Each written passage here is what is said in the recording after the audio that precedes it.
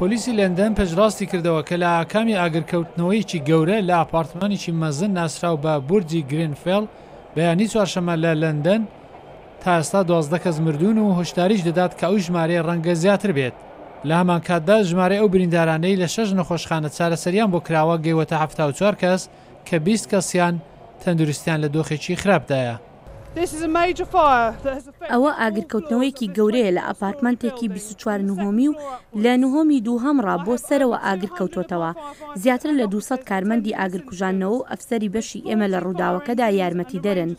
یەکەم تیمی فریاگوزاری ئێمە لە ماوەی 6 خولەکدا خۆیان گەیاندە شوێنەکە. ئەو تیمانەی ئێمە لە دۆخێکی گەلێک دژواردا دەیانەوێت خەڵک ڕزگار بکەن. هەتا ئەم قۆناغە هۆی ئاگرکەوتنەوەکە نەزانراوە. ئێمە لێرە دەبین و زانیاری زیاتر دابین دەکەین. شایدان دەڵێن گوێیان لە خەڵکی نێو ئاپارتمانەکە بۆ کە بەدەنجی بەرز لەسەر پەنجەرەڕا داوای یارمەتیان دەکرد. هەموو جێگایەک پڕ لە دووکەڵ بوو، خەڵک هاواریان دەکرد. دوای چەند خولەکێک چونکە خەڵک هێشتا لە نهۆمەکانی سەروترەوە لە خەودا بوون نەیان دەزانی چی ڕوویداوە. ئەگەر ڕاستت دەوێت دڵنیا نیم کە نیوەی خەڵک توانی بێتی لە خانوبەرەکە بێنە دەرێ.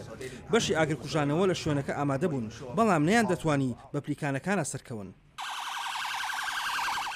دانیشتوانی ئەو برجە خەڵکی نەتەوەی جۆراجۆری تێدا بوونا کە لە ڕۆژاوای لەندەن هەڵکەوتووە.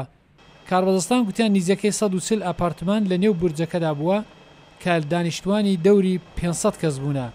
لە میانەی ئەو ئاگرکەوتنەوەی ڕۆژی چوارشەمەدا ژمارەیەک منداڵ بێسەر و شۆنن.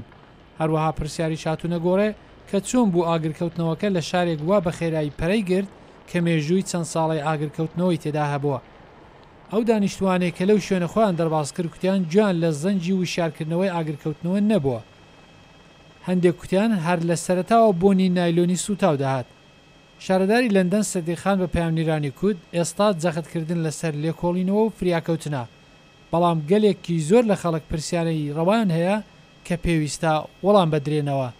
سلاحی پیرۆتی دەنجی ئەمریکا.